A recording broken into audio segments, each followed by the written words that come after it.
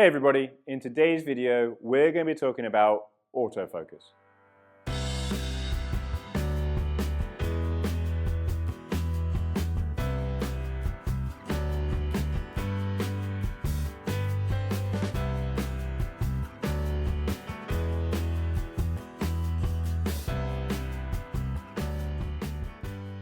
So this is a video that I've been wanting to make for a long time now, and there's been a couple of different versions that I made and I just wasn't quite happy with them. So decided to put a lot of effort and kind of a lot more time into making this video to make it as good as it can be, so therefore that it becomes as useful to you guys as possible. So this isn't a review of autofocus or anything like that. This is showing you how to get the best out of your autofocus, or how to kind of really understand how the autofocusing system in a Z6, a Z7 or a Z50 works. You could also apply this to D780, but there's a couple of differences here and there. So fundamentally this is designed for Z6, Z7 and Z50. What I want to go through is we are going to talk about all the different focusing modes. What's the difference between single point, dynamic, wide area small, wide area large, auto area, face tracking, eye detect. We're going to go through all those different options. I'm then going to show you example images, pictures that I've taken myself using my Z7, using my Z6. I'm going to talk to you about the different modes I used, why I used those modes for those certain types of photography. Some of them would have been before firmware 3, some of them would have been after firmware 3, but I'm just going to talk you through why I make the decisions that I do. And then we're going to talk through this autofocusing menu. We're going to go through all the different settings, how they affect your autofocusing system. In this menu, there's no right or wrong setting. It depends on the type of photography that you do, and it depends on how you want your camera to work. So I'm going to explain the settings to you, and then go through different situations where you might want it to be set one way or the other. So you're going to have your own kind of decision as to what the setting needs to be. But I will talk to you about different situations and scenarios. So let's make a start.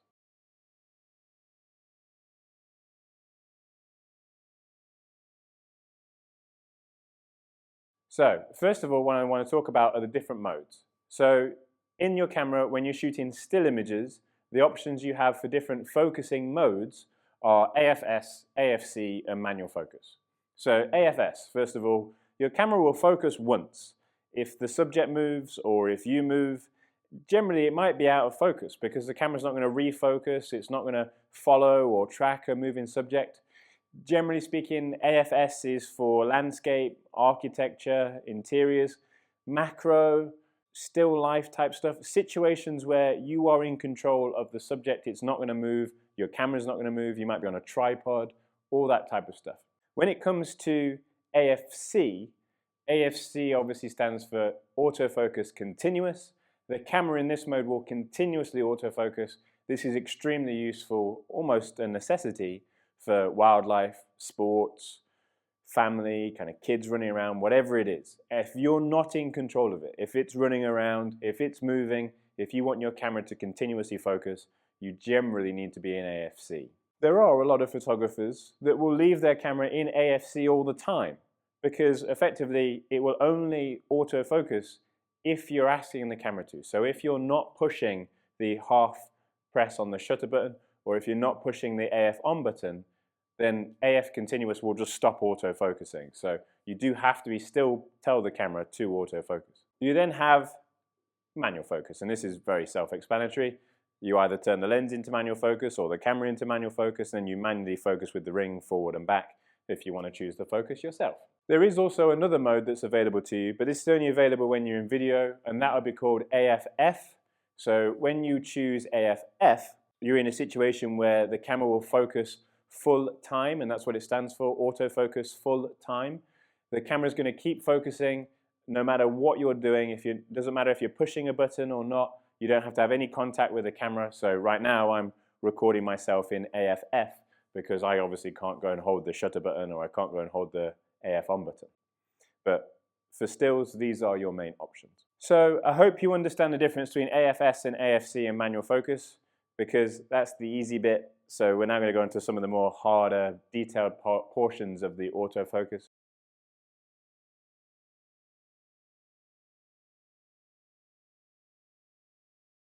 So you can see over in the corner here that I'm in AFC, and I'm going to talk you through the different autofocus area modes. So first and foremost, we're in single point. Single point is really straightforward, incredibly accurate. It's a very small area. You can obviously move that area around wherever you want that to be placed in the scene, and you can be extremely accurate with where you place it, and then the autofocus will be extremely accurate with where it focuses. There are a magnitude of situations where you might prefer to be in single point, but generally speaking, it would be things like landscape, architecture, static wildlife possibly, and I'll show you a couple of examples of why you might do that. Also macro, close-up, again, kind of those situations where you're in control of what's going on. The camera's locked down, you're either shooting handheld but nothing's kind of running around, landscape stuff.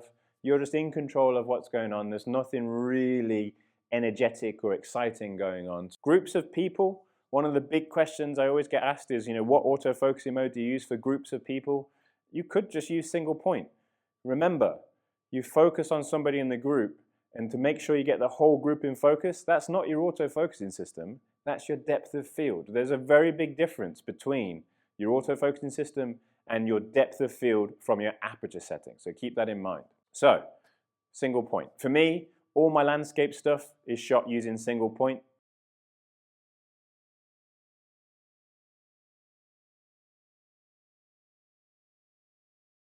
After single point, you'll get dynamic.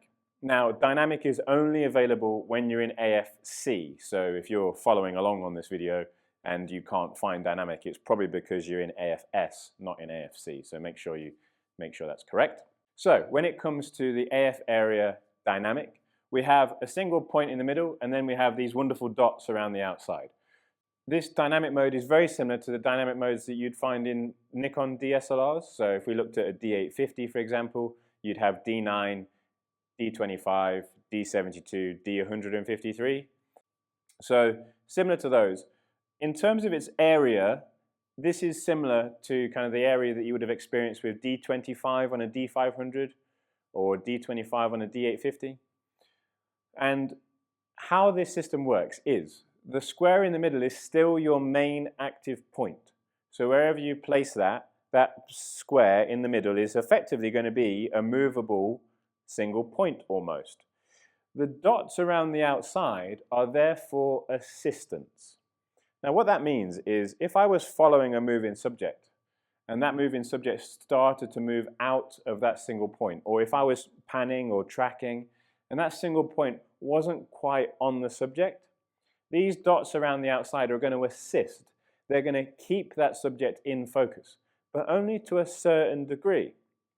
There's a length of time, and there's also going to be a situation where as soon as that subject comes out of all those dots together, the camera is just going to focus on something else. It is entirely up to you to keep this area on the subject.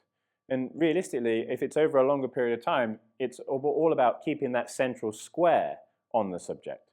If there's something that comes between you and the subject, or if you're just not panning fast enough, or if you're not keeping this area on the subject as it's moving, the camera is going to focus on something else. It's either going to focus on what's behind the subject or it's going to focus on what's in front of the subject. So this mode is really useful. I do use it for a lot of my wildlife stuff and a lot of birds in flight, but do keep in mind, the effectiveness of this mode is all down to the effectiveness of how good you can track and pan and follow the subject. If you can't keep up, it's not the camera's fault. I'll show you some examples shortly where I would use dynamic versus wide area or single point as well. So keep this in mind for now.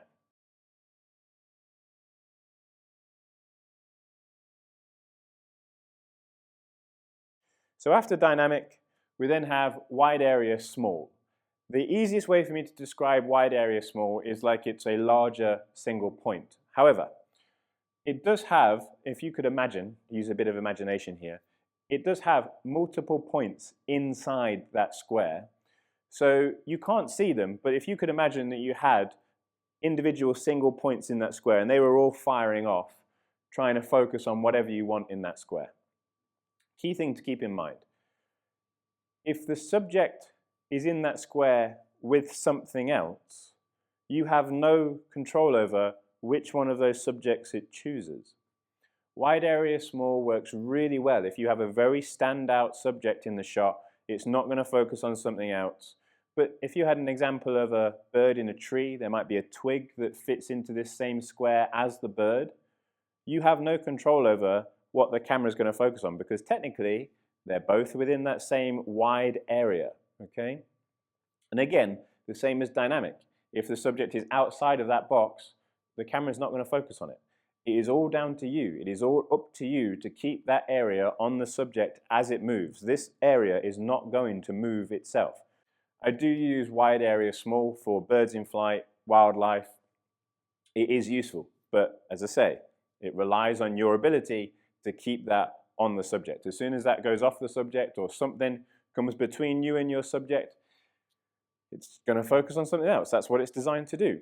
So I just want to talk about what I'm going to show you here. So first of all, you can see that I'm in wide area small, and that wide area small is covering the tripod in the foreground, and then I've got a lighting stand in the background.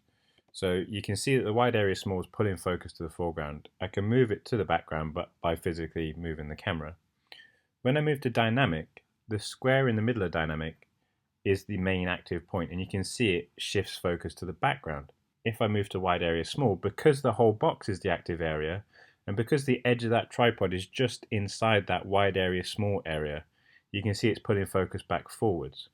This is a really good example of showing you the difference between dynamic and how the box in the middle is the main area, and wide area small, where even something on the very edge of wide area small is going to pull that focus to where it thinks it needs to focus.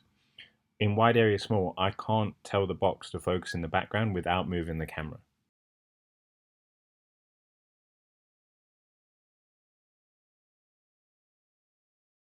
So after wide area small, we then have wide area large. And this is effectively a larger area, as it says.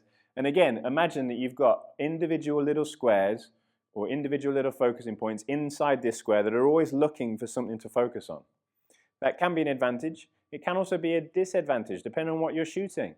So if you're in a situation where, again, you've got mixed environment inside that single square, if you've got multiple things in that square, you have no way of choosing which one of those things it's going to focus on.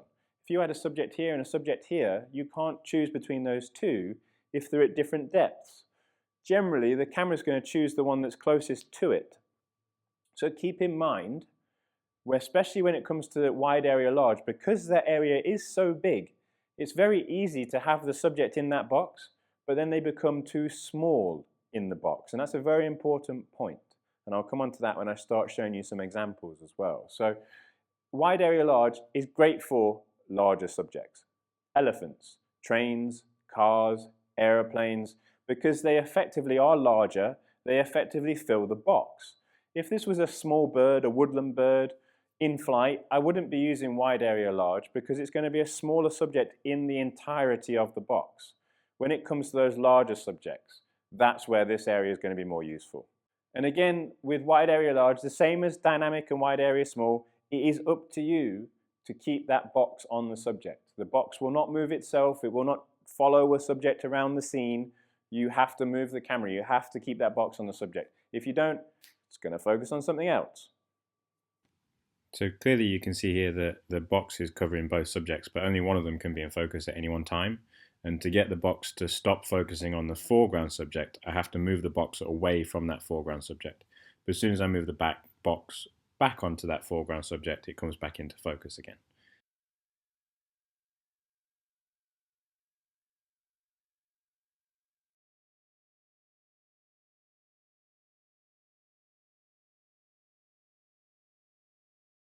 Right, and then we have auto area. So when it comes to auto area, you have no control over where the camera focuses. The camera is choosing exactly what it wants. And in some cases, that might not be what you want. So again, that's something to keep in mind. If, again, your subject is in kind of a cluttered environment, there's lots of things going on. It might be a bird in a tree, you've got lots of twigs and lots of branches going around, and then the bird is just a very small portion of that shot, it's not going to be likely that your camera is just automatically going to choose the bird sitting in the tree. It doesn't quite work like that. So what you need for auto area is a subject that is defined and kind of in its own frame without any distractions that the camera might pick up instead, because the camera is just going to choose what it wants. The key advantage to auto area is that obviously it will move the point around the frame as the subject moves within the frame. What I'm talking about here with auto area is when I just ask the camera to focus, it brings up its own little squares. So you'll see all these little squares pop up, and I'll show you what that looks like. So you can see all these little squares popping up, and they're just choosing exactly what they want. But I have no choice between this subject or this subject in the background. They're just choosing exactly what they want to focus on. As that subject moves, those points will follow it around. Auto area works really well for moving subjects as long as they're a defined subject. So if you've got, sports photography and you're following one particular subject and there's no kind of crossover, if you do have a subject that kind of crosses over, it might refocus on that new subject. The problem with this is that you have no massive amount of control. The camera's just choosing what it wants.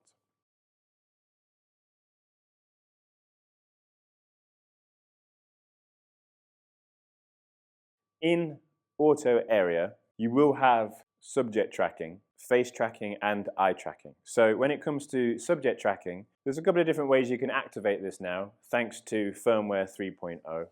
So the normal way that you would have done that is you would have pressed OK, and it brings up this little white box. So you can then put that little white box, you can move it around, place it on the subject, and when you've placed it on the subject, you press OK, and it will then track and follow that subject in the frame.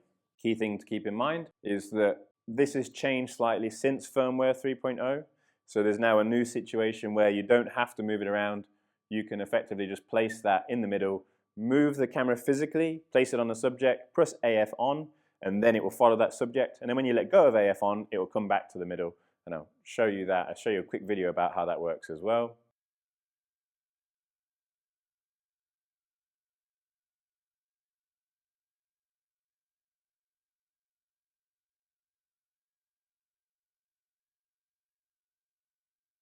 And then finally, within auto area, you also have face tracking and eye tracking. And in this mode, again, the camera's just going to either, if it sees a face, it's going to give you that face tracking straight away. And if it sees an eye, it's going to give you that eye tracking straight away.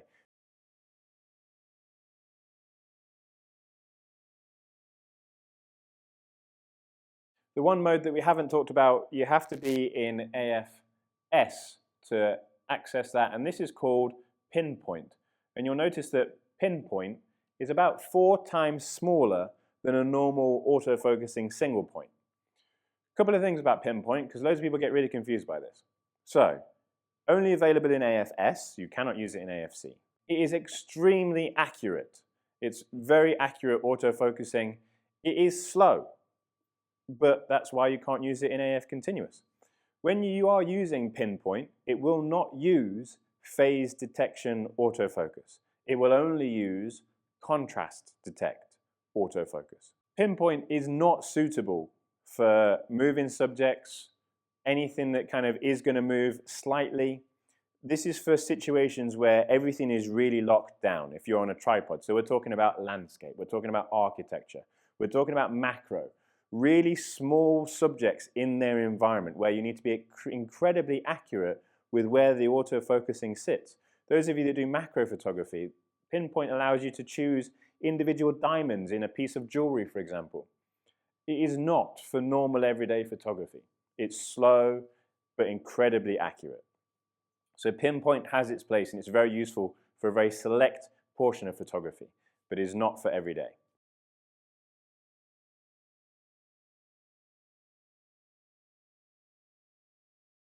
So one of the things that I've always seen people ask about is when they're in AFC, they want the box to go green like it does when you're in AFS. So in this situation here, if I ask the camera to focus, the box goes green and it shows me that it's locked.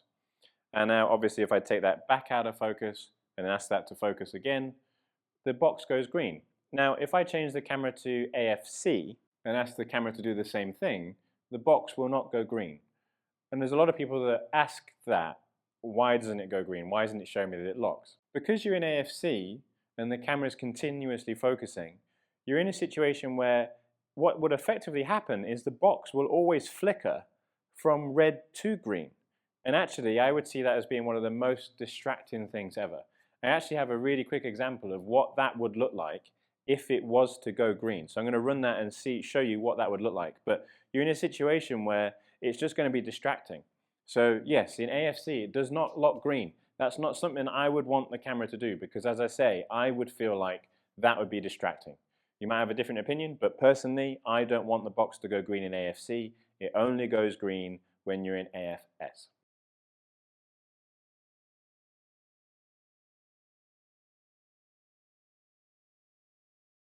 Okay, so for this next bit, what I'd like to do is just talk you through some examples of shots that I've taken with my Z6, with my Z7, and I'm not too concerned by what they look like in terms of color and brightness and saturation on this screen. That's not the point of this. The point of this is obviously just to explain to you what focusing modes I've used, where the subject is placed, why I've chosen the mode I've chosen, so we can go through that type of stuff. So we'll start with this shot first of all. The reason we're going to start with this picture is this was taken using single point. So this was taken by me whilst I'm shooting landscape photography, and I'm in a situation where that will often happen where I'm shooting landscape photography. There'll be some sort of wildlife event that happens, and all of a sudden I go into the kind of this mad panic where I need to try and take a wildlife shot at the same time. And that generally means that I've not quite chosen the right settings, but it's not the end of the world. So I was shooting landscapes with my Z7 with my 24-70. Hence why I'm using a 24-70 for a bird shot. But it does also show you how close this bird allowed me to get at 70 millimeters. I'm at 400th of a second, I'm at f4, and then I'm just using an ISO of 560 ISO. But the key thing about the autofocusing mode here is that this was taken using single point. And the reason I'm in single point is because I'm going for a static shot. So I want a static shot of that bird sat on this wire rail. If I was going for a shot where he was in flight, as he takes off, and I want that shot of the kind of the wings moving as he's flying through the air, I'd either be in dynamic or wide area small, but I'm not going for that shot. I've not got a long enough lens on. It's just not the type of shot that I think I'm going to try and get. So I know that I'm only going to go for that static shot. If I get it, I get it. If I don't, I don't. It's not the end of the world. So I'm in single point here. I move the single point across to the side of my frame to give me the kind of negative space, rule of thirds composition. I focus on the subject with single point using back button focus. I use AF on. I push that, the camera focuses, I take the shot. Really nice and simple.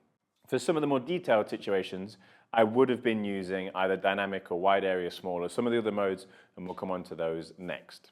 For this shot here, I am using a Z7 with a 50mm 1.8. Again, this kind of shows you how close I am to the subject. I'm in a situation where there's a lot of birds flying around, there's a lot of things going on. I'm at 2000 of a second because I want that shot in flight. I'm also at f1.8, so really pushing the autofocusing system here. And then I'm at an ISO of 720. So the key thing here is that because I'm on the 50mm lens, the subject is quite small in the frame. And I do have a crop of this image that I'm going to show you in a minute. But because I want this subject in flight, I am going to go for dynamic. A couple of reasons for that.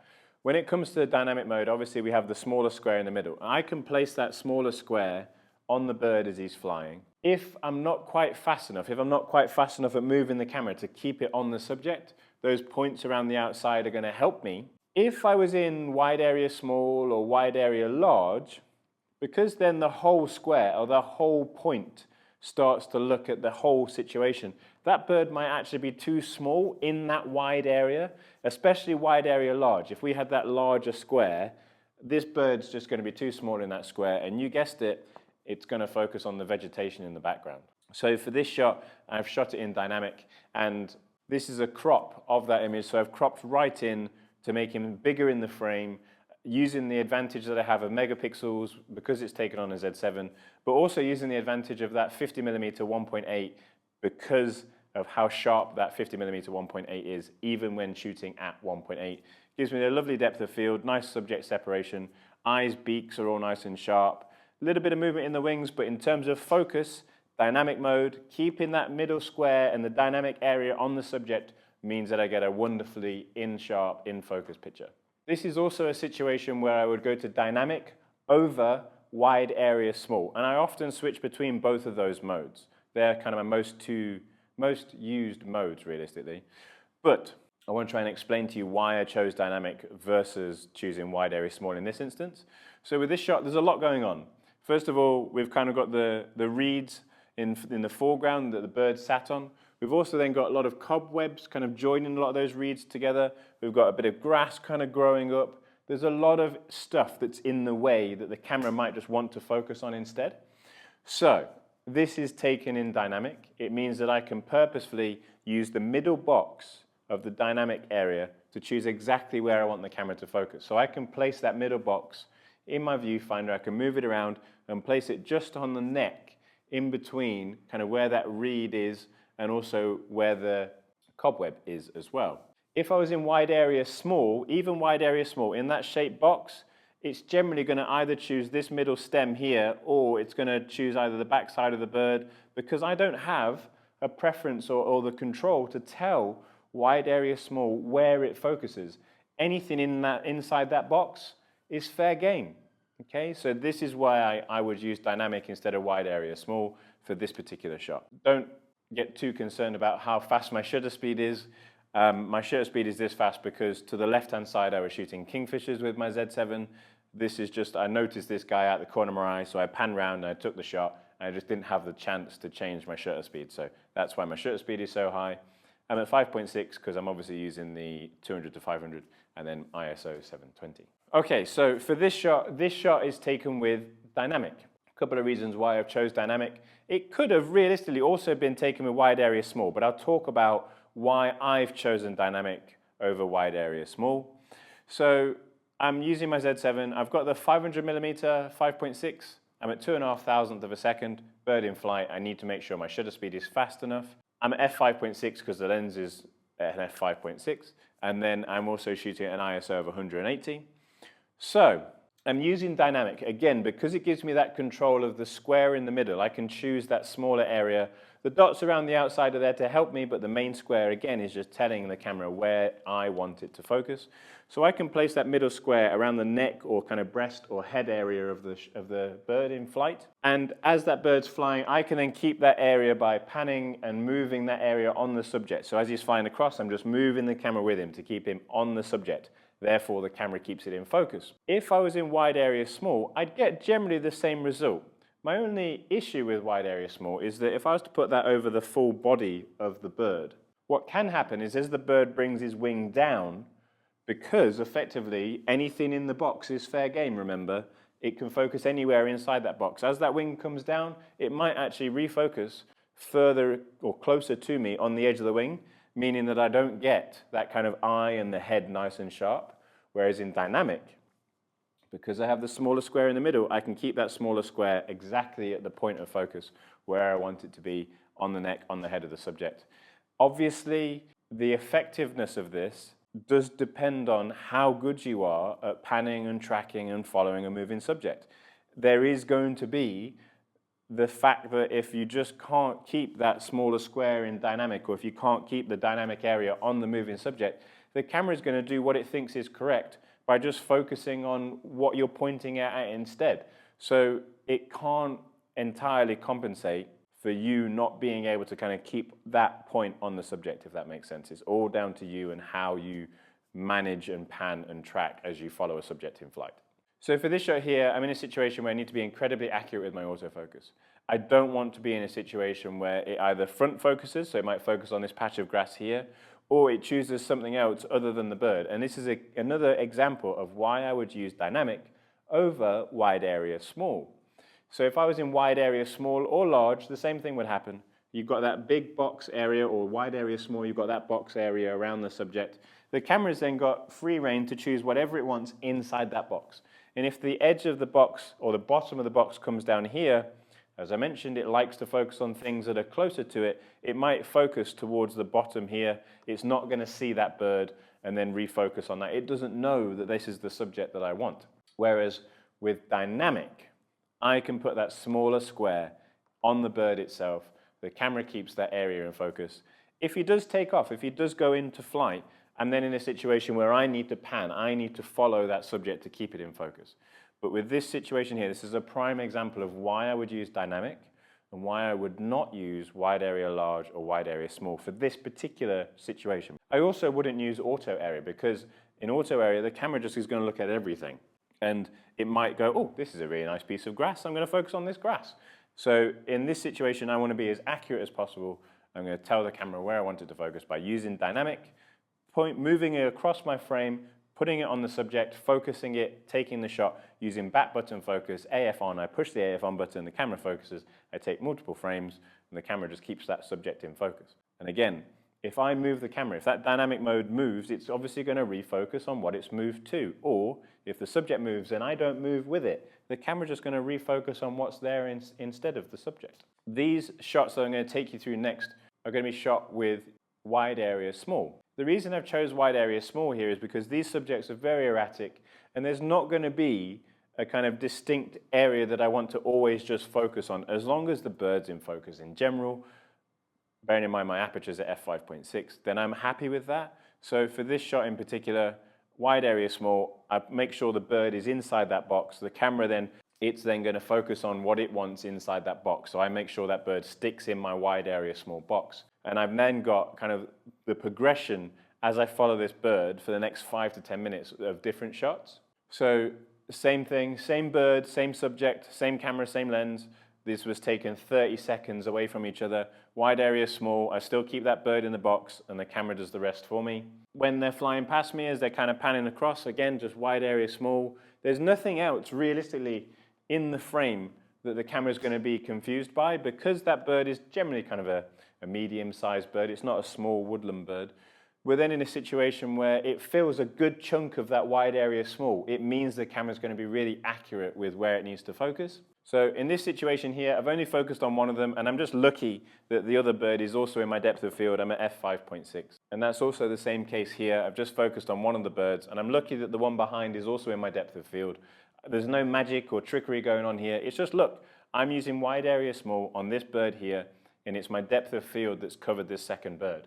Remember, your point of focus, your focusing point, controls where your camera is going to focus. It does not control your depth of field.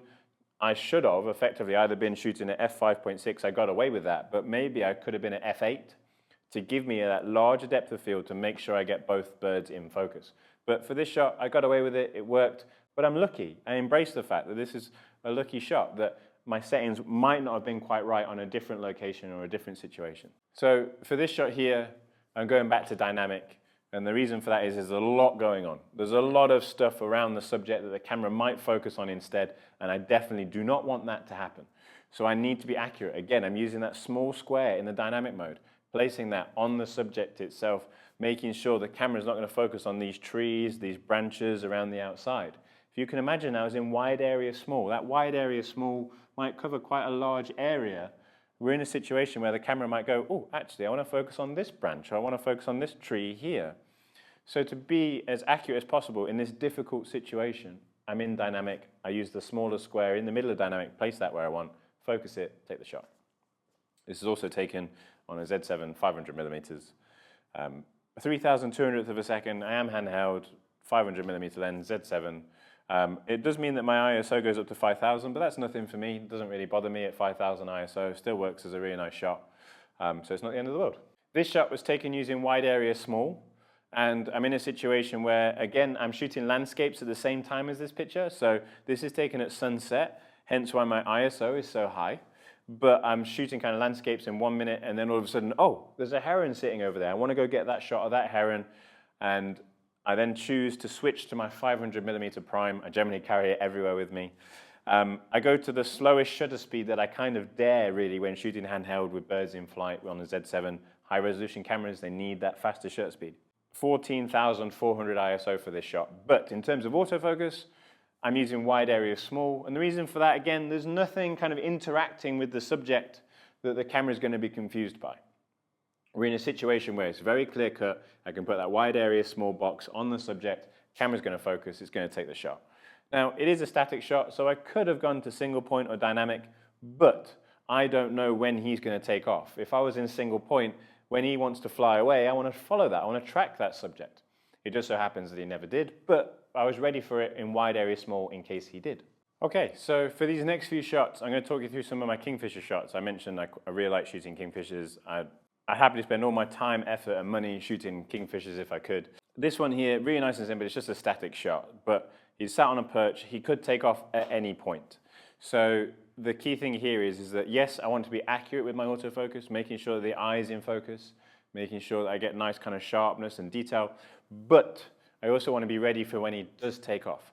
And there's a couple of different situations or scenarios where I'll use different modes, so there's a couple of different examples here, but for this one, this was actually taken in dynamic. And it does mean that I can place that middle square on the subject's face, on his eye, make sure it's nice and sharp.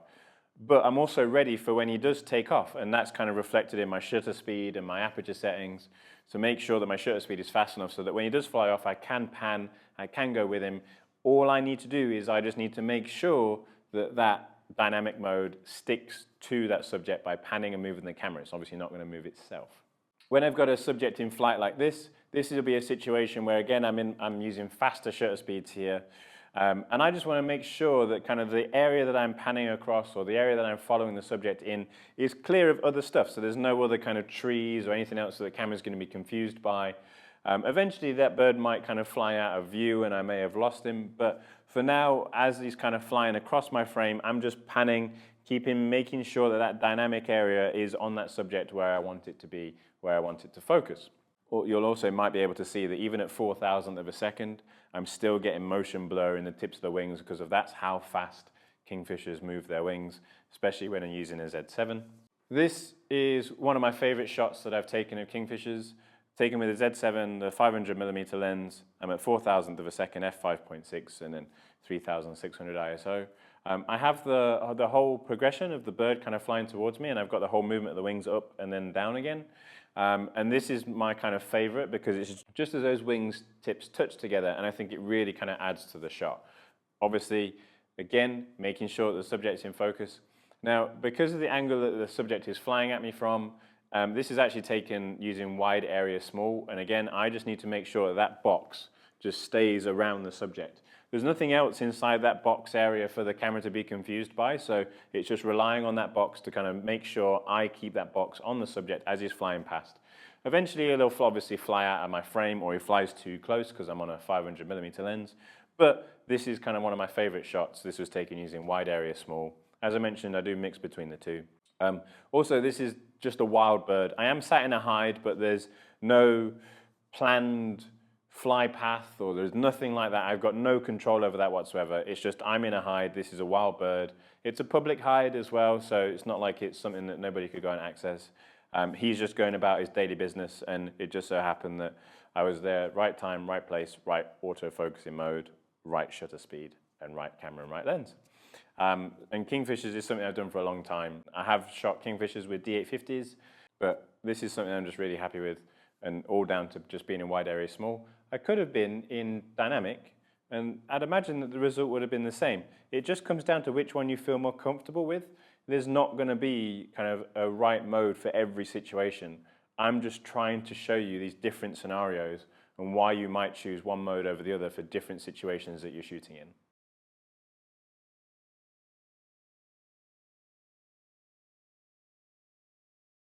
Okay, so everything that I've shown you so far has all been taken before firmware 3.0. And you'll notice that I'd never really relied on auto area. I was always really happy with kind of dynamic and wide area small. And that's the way that I've generally been with my photography. Even when it comes to Nikon DSLRs, I really never used 3D tracking because of the unpredictability of where the square might dart off to or what it would look at. It's just never something I've been used to.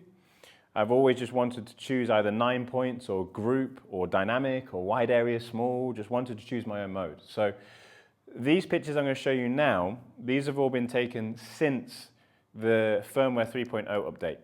I am still going to do a separate firmware 3.0 video. If I've already made that, I'll add a button somewhere for that. So I'm going to quickly go over these. You'll notice that I've not put the settings in or anything like that because I'm going to go over that when I do a separate firmware 3 video. But I just wanted to show you some situations where I would still use auto area or animal IAF, or where I use dynamic, wide area, small, now in a situation where firmware 3.0 exists. So for this shot here, this is actually taken using Autoarea. The camera wasn't showing me that it found an eye. It was just effectively bringing up those little red squares when it does in Autoarea and focusing on the subject's head. I'm fully aware it could have chosen anywhere else in the frame, but it did a pretty good job. When we look at the shot, the eye is wonderfully sharp, the detail's nice and sharp.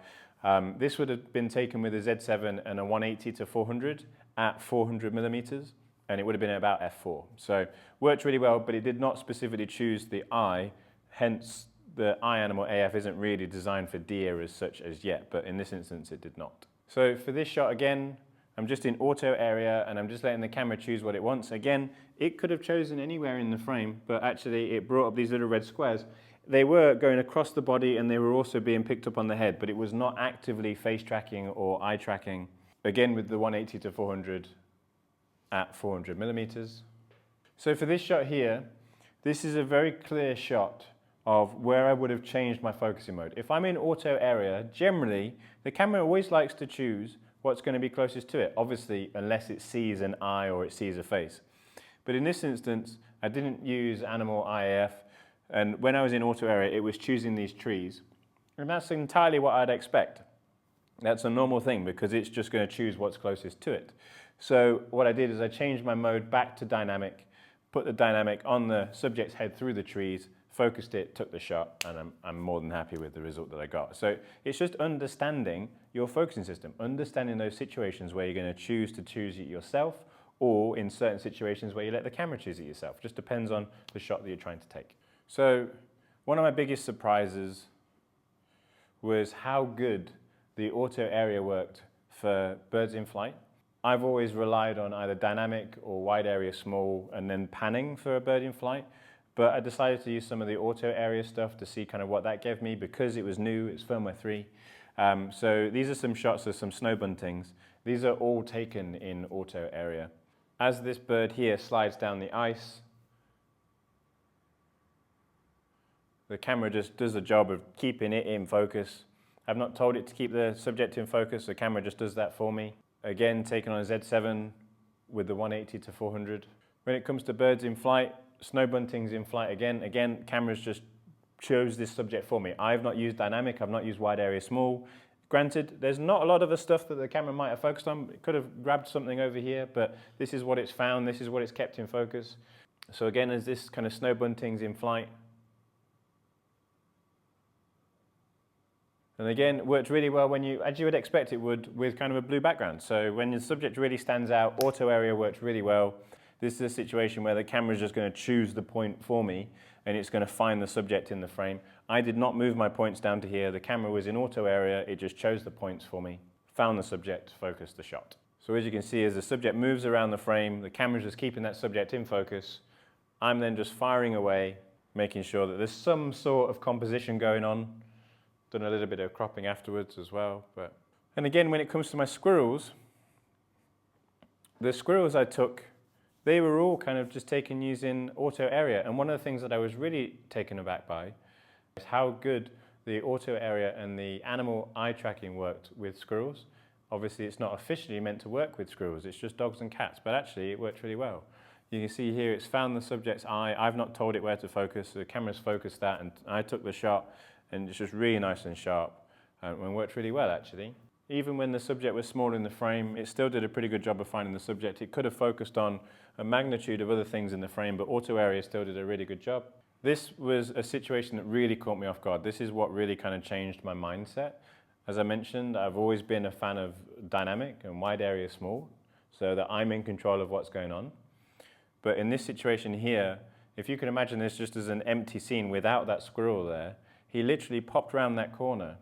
And in the time that it took me to go, there's a squirrel literally coming around that corner, and I pushed the AF on button and the Autoarea literally just locked straight to the squirrel. It meant that I got a shot that I actually probably wouldn't have had otherwise. And I'm not sure why it chose the squirrel over focusing here in the middle part of the frame. It just so happens that this shot really took me off guard, and it worked flawlessly, really. for that particular example. If I was in dynamic or wide area large, or wide area small, if I had it in the right place, that would have been great, but I might not have had the points in the right place at the right time. Even here where the subject is blocked by a lot of foreground interest, the auto area is still chosen the right subject. Normally, I would advise, if you had a situation like this would have been a situation where I would have gone, absolutely, you need to be in dynamic, because if you're in wide area small, it's going to choose this area here. So if you weren't using auto area and you wanted to know what other mode you would use to take this shot, I would use dynamic. It just so happens that this shot was taken using auto area and it chose the right subject. There might have been a situation where it's focused down here. And that's one of the things to keep in mind with auto area. You don't have that control of where it's going to focus because it's choosing the point for you. It can be a blessing and it can also be a downfall to some photographers as well. So this is just a very quick example of why I would have changed my mode maybe away from auto area. So in this particular shot here, auto area is fascinated by this area here, and that makes sense. That's what I would have actually expected the camera to do. So all I did was I just changed my point to dynamic, moved dynamic over to here, focused on the top of the subject, and I get this nice little shot of his ears, just as an example of why I might change the mode if it's not quite working for me. So I hope you found this example section of this video useful. What we're going to do now is we're going to move on to talking through the autofocus menu specifically and going through each individual setting. So let's move over to that.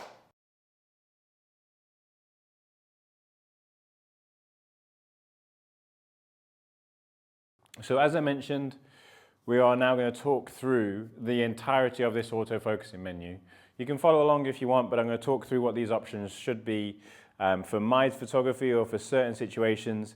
It doesn't necessarily mean that there's a right or a wrong. So it might not be the case that you have to have the exact same options set as me. It just depends on how you want your camera to work. I'm going to explain lots of different use cases so that you then know which setting you need to set this to give you the best output for the camera and the way that you're using your camera. So as I mentioned, there is no right or wrong.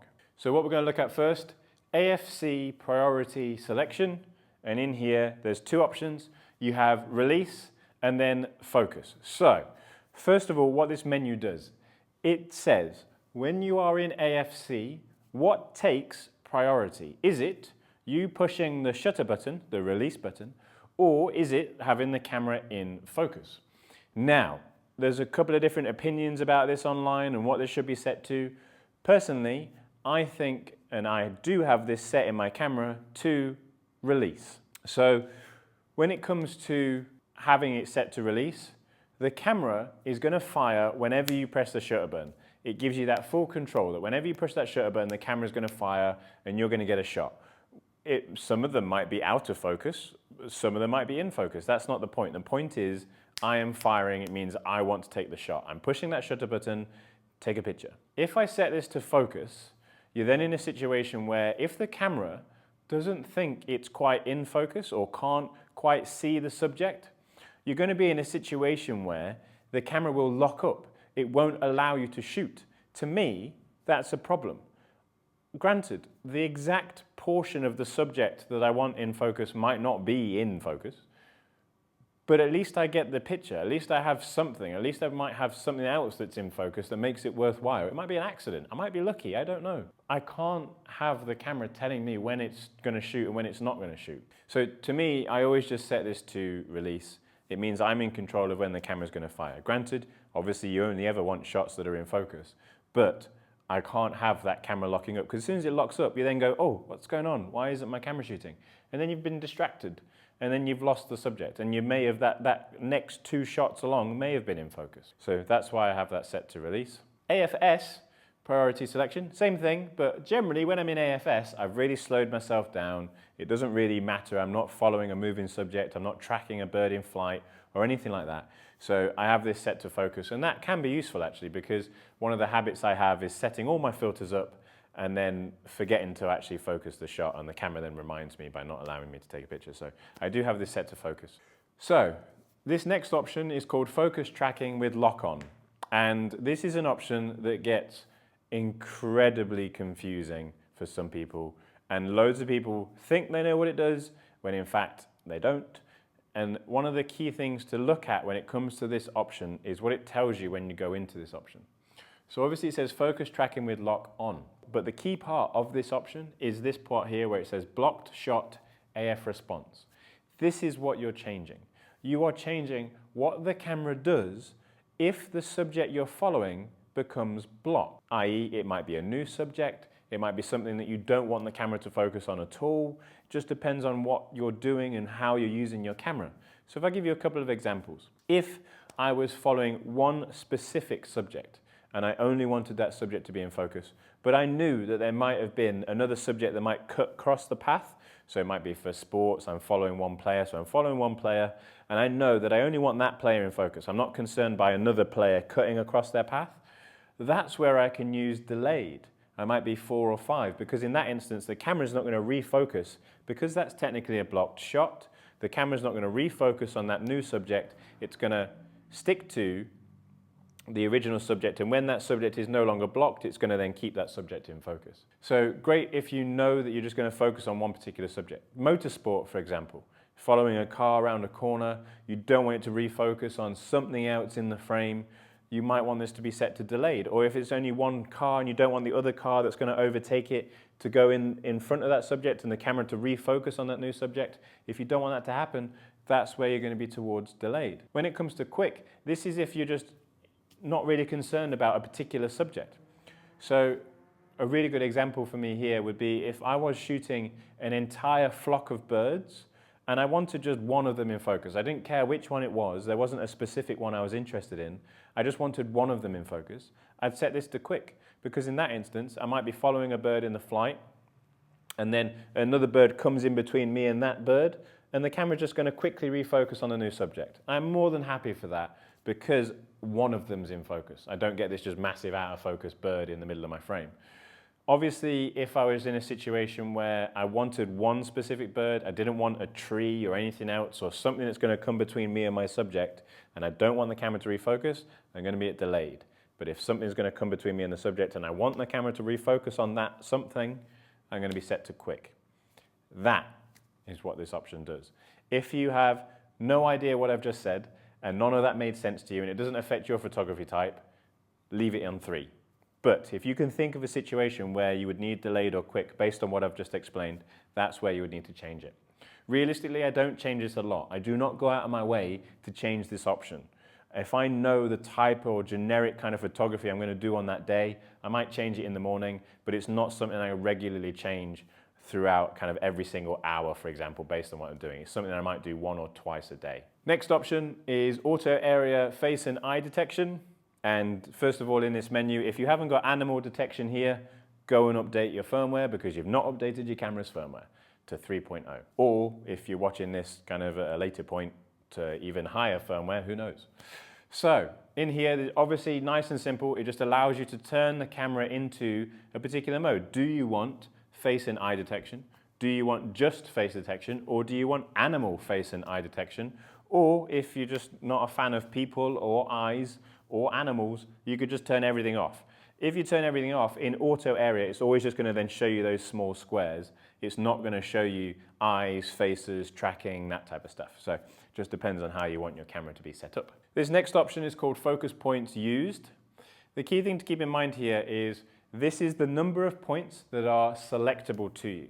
So if you could imagine that if we were using all points to get from one side to the other, so if I was moving a single point from here to here to here to here to here, there's lots of different options and I can place the point exactly where I want. If I choose every other point, it's going to skip every other point. So that point then does not become selectable.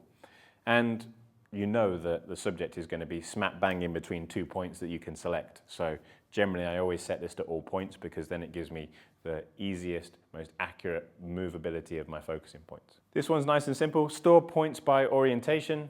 This one's for those of you that often switch between portrait or landscape orientation as you're shooting. And what it does is it will move the focusing point in accordance to the orientation you're shooting in. So say, for example, I'm shooting a landscape orientation. I move my focusing point to that left-hand side of my frame. If I was to move to portraiture, that left-hand side point's now just going to be at the bottom of my frame. That's going to be a problem, because I'm then going to have to move that point again. If I have this set to yes or turned on, that will reset based on the orientation. So say, for example, it's over on that left-hand side in landscape. I move to portraiture, it will move from the bottom to the middle or to the place I last used it when I was last using that orientation. So if I shoot it in portraiture, points in the middle, it's going to go in the middle. Go back to landscape, goes back over to that left-hand side. Again, just depends on your type of photography. AF activation, this is a pretty important one.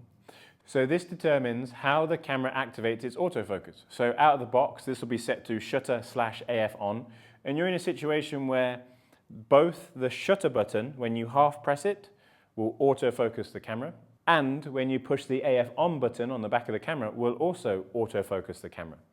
The AF on button on the back of the camera is obviously used for back button focus. So if you're in a situation where you do use back button focus and you use it properly, you could go to AF on only. What this then means is that your shutter button will no longer activate your autofocus. If you're not fully committed to back button focus, or if you're not quite used to it, I advise against this because you just will forget that you've turned your shutter button off effectively. I use back button focus a hell of a lot. It is a very big key to autofocus success, especially when it comes to wildlife, sports, continuous shooting. When it comes to back button focus, if you shoot in small bursts, so you fire a burst off, lift off, fire a burst, lift off, every time you lift off, you're in a situation where the shutter button becomes deactivated, so therefore your autofocus becomes deactivated. So if I was to fire a small burst, let go, you're in a situation where the camera then stops autofocusing altogether. The camera will learn about a subject, how it's moving, how erratic it is, it's kind of where it's going to be around in the frame, how it's tracked that subject so far. But as soon as you let go of the autofocusing button by letting go of your shutter button, the camera forgets all of that. That's now a new subject as far as your camera is concerned. So the way that I shoot, especially for wildlife and sport, is I plant my thumb on AF on, shoot burst, shoot a burst, shoot a burst, but I've never let go of that AF on button. So therefore the camera's never stopped autofocusing. That's what allows me to make sure that my subject is nice and sharp and going to be in the frame and in focus. Every time I let go of that shutter button, it stops focusing, has to reacquire, has to refocus, has to refine the subject in that new location. So for me, I have this set to AF on only. I do not have it set to shutter or AF on, but that is not for people who have never used back button focus if they've only ever used the shutter button.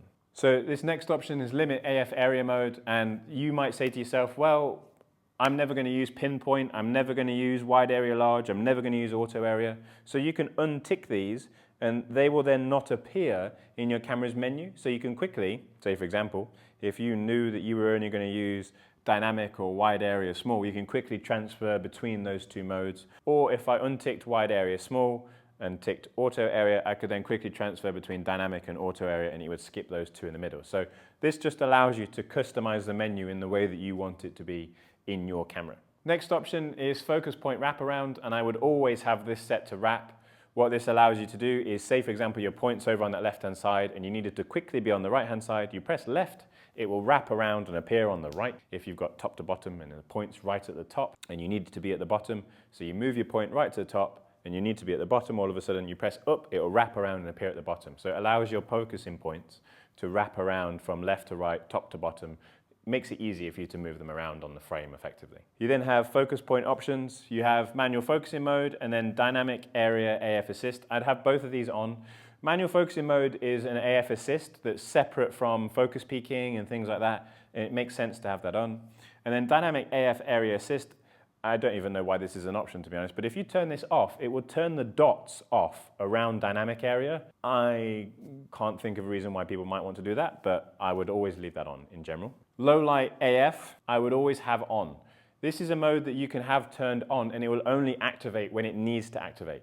What this allows the camera to do is it allows it to acquire focus much easier in really low light situations, and I mean really low light situations. So for me, this is something I would always have turned on. There are a couple of caveats to it. It doesn't work in AFC, that type of thing, but keep in mind you can turn it on. It doesn't mean it's on all the time. The camera will pop up a little alert to tell you when it's using low light autofocus, but I can't think of any reason why you would turn that off. You then have your built-in AF assist illuminator. So this is the little green light that shines on the front of your camera. You can turn that on or off if you need to. Just depends on how you want to use the camera, if you want that green light to fire or not. And then some of you, depends on the lens that you have attached on your camera. So not all of you will have this mode, but if you've got, say for example, the 24 to 70 2.8, it has a third manual focusing ring. This allows you to control what that ring does, if it's active or if it's not active. So some of you might not see this, but it just depends on the lens that you have.